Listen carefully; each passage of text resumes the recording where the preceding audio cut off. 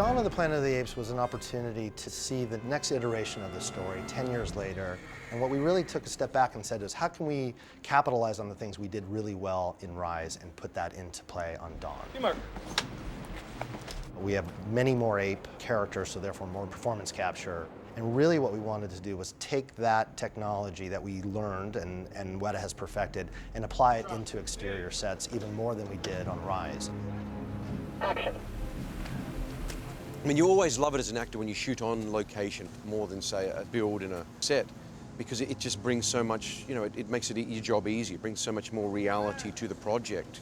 And not just for the actors now, you know, in their suits and their water, but for the apes as well. These guys that are doing it now, they've got to interact with people in the forest and the mud and everything else, so that it gives them a real idea of what they're going through, which I think adds to the authenticity of the piece.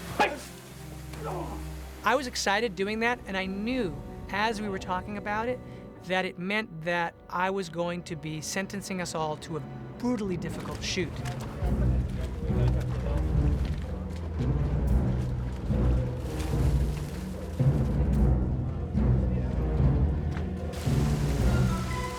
The crew worked incredibly hard and in very arduous conditions. And what you have to do when you're shooting performance capture is you shoot a pass with the apes acting with the human beings, and then you have to shoot another pass with the human beings just acting without the apes there, and then you have to do an empty plate. So it's literally 3 times the shot every single time you set up a camera. Very time consuming. And not only are we shooting performance capture outside, but we're also shooting 3D. So you're taking these huge cameras that are so big they literally have to be carried on cranes. And we're going up to the woods, on a hillside, in the rain, in the mud, with motion capture cameras all around us in these ridiculous conditions, all so you can feel like you're out there in primal nature with the apes. Okay, you're on your mark. All right, where's the stop mark? Okay, towards it. Tell me when you're there. If you tell me you see Cobra. And then there's, are you on your mark? I'm about to hit it now. And Cobra. Matt was very keen, the way that he shot it and the way that Michael Saracen lit this. He's known as the Prince of Darkness for a good reason. He uses natural light a lot, and that's the feel that Matt wanted. It's a combination of sort of a huge scope and scale, but a very definite reality to it. And about 85% of the shoot took place outside, on location, and the woods in Vancouver were just amazing. Some of the national parks that we were in were just extraordinary, and just these verdant, pristine, huge trees. It's extraordinary. It's immediately a human post-apocalyptic story. And I just thought, wow, couldn't we create a world that's almost like an ape civilization in the woods, something that was sort of beautiful but terrifying at the same time? And the aesthetic that I was interested in was taking something that was totally fantastical, but doing it in a way that felt utterly real and naturalistic. I talked to our production designer, James Chinlin, who's brilliant, about finding ways to use real materials to create a world that felt, though it was built, as if it was truly could have been built in the Muir Woods. When you enter the world in the field, you see the site of their defensive perimeter, which was a set we built in Vancouver, and that really shows the apes starting to learn how to build and pulling trees together to build these massive structures. And then as you move up the mountain, you'll see a much more evolved form. The civilization that he designed kind of spirals up this mountain, and the crown jewel is this primitive but somehow refined courtyard that stops in the top that is Caesar's tree in a kind of nautilus shell shape. We call it Ape Mountain. We like to imagine that they sort of built themselves a protected enclave in the woods. And then that steps us through, you know, how would they build? What would they do? What were their systems? And analyzed how they live. Gorillas and orangutans all have their own ways of being. So we tried to incorporate all those ideas into our world, whereas like chimps live in clans, groups of 100 or so. So that was the evolution of the courtyard space, which was a large circular space that would incorporate hundreds of homes. We were there the other night on the big ape village, and I'm just looking, the sun's out, and the massive big, cranes with the lights and the wood building around us. This extraordinarily designed, massive environment set, which was actually built down in New Orleans. We're post-Katrina parking lot in what used to be an old Six Flags.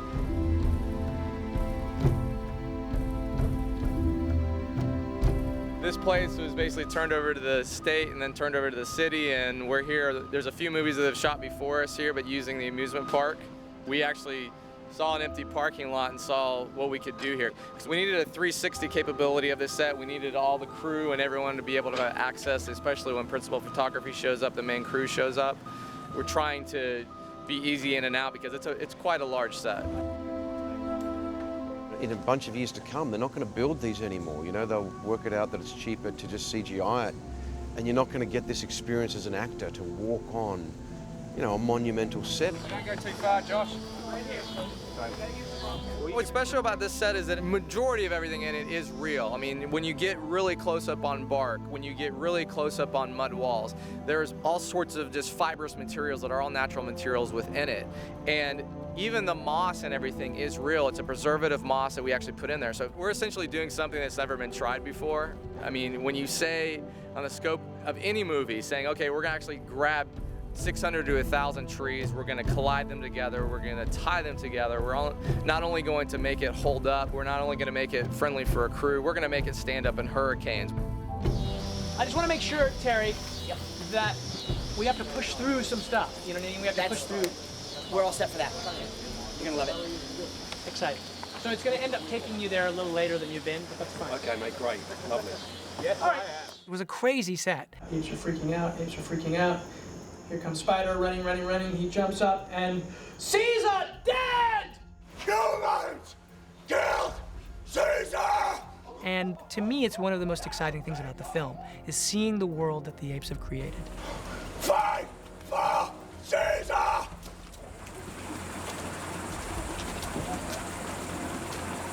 And we cut. Let's go again. Cut there, we're gonna go again right away. Right away, let's go. I know why you're scared. I'm scared too. Obviously, terrible time for the humans. We've been through hell together. But you all know what we're up against. The human colony is where all the human survivors from the apocalypse have congregated and sort of walled themselves into a safe place. So 1,000 survivors from San Francisco all are in this zone, and it's become like a Calcutta of sorts. They have a marketplace, there's individual apartments. It's at the base of a skyscraper that's not quite yet finished.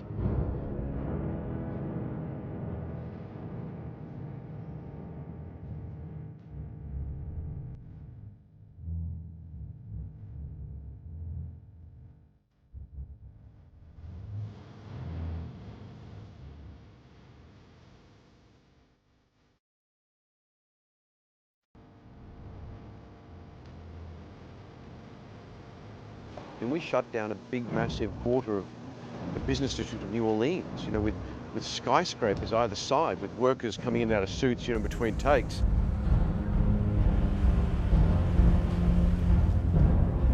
That set occupied the center of New Orleans for weeks. I mean, I don't even know how we got away with that, quite frankly. It's amazing. It's an amazing thing that we pulled off. You know, and set up this desolate fortress. But it's through that you get all the explanation. We tried to reflect the history of what's happened since we saw them last, the history of the pandemic and the evidence of government sort of intervention.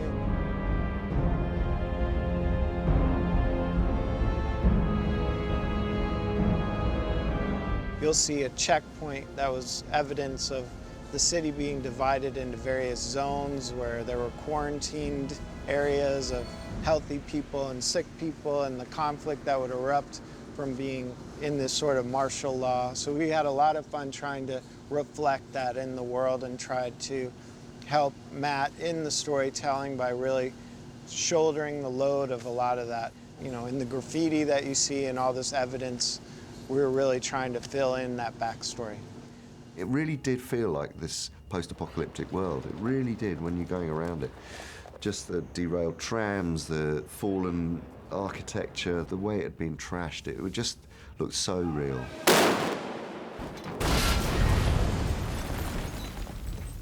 Early on, one of the most specific sequences in the movie was this M11 tank sequence. The only shot that matters the most to the director is that of over the barrel. Basically, it's from the point of view of the tank. So as the camera looks over the barrel, we would see on the other side what blows up. There's 7 specific explosions that have to happen exactly at the right time. And then the M11 runs through the colony, blowing down 2 columns and through the doors. There's a couple of differences with this shot compared to normal shots. Normally what we do is we lock off the set, we get it locked up, and then we go hot, and then we do the shot. On this particular case, because we need to advance the tank with a certain drive up, it has to cross that intersection. That intersection is only available to us after 10 p.m. So we have to actually call action, have the tank come through the blue screen, have the blue screen pulled by some guys. All that's happening while the shot is live. As you know, it's a 360 shot. The camera's mounted on the turret, facing this way at the start. It will do a 360 look around, culminating by the time it finishes with colliding with those columns which collapse onto the gate and open up the fort.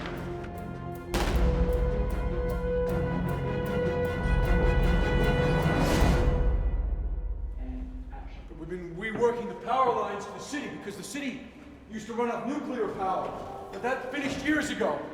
We've been using diesel generators and gasifiers, but that's almost done too. But if we could just get this dam working again, then we have a shot at restoring limited power. The power plant was an amazing toolkit for us because we packed it full of sets. We did our subway tunnels as well as like dam interior sets there. It was just a really, really valuable resource for us. New Orleans is not necessarily full of locations, and it was great to have all those locations consolidated in an amazing space. It was a really, really rich piece of architecture. Don't you move! Don't move! You understand me? Huh? When this plague hit, all construction of everything stopped. So in the same way that people would have to look for food, that people would have to look for weapons, they would have to look for clothes. My ultimate goal in this was to create a look that didn't set you in any specific period. I didn't want you to look at a shirt and say like, oh yeah, that's very 2013. Fashion wouldn't matter, function mattered. So anything that was going to be fragile would have been destroyed. And anything that was used for warmth or pockets or layers to keep warm, because San Francisco is always cold, that's what became important. It's wearing things in ways that traditionally you might not have, but in a very unfashiony sort of way. And so it was very important for me to get away from anything sci-fi. I wanted this to look like a tent city. One of my favorite pieces that she did was this poncho that Jason Clarke wears as he's ascending the mountain. He almost looks like he's out of a Sergio Leone movie. He looks like Clint Eastwood. He's got this poncho. And it's a very iconic shape, but everything there, again, was about function. What would you do under these conditions? How would you protect yourself? And you would also know that you wouldn't have access to anything that you wanted. You always had to adapt something from something else. So it was all driven by naturalism and function. We want to build a world that carries the audience and really fulfills their desire to believe all these things are true. And I took that responsibility to heart. And it was ridiculous to shoot, but seeing the results is incredibly exciting because it's doing exactly what I had hoped it would do and what Weta promised it would do, which is to take you and put you in that world in a way that feels tangible and real.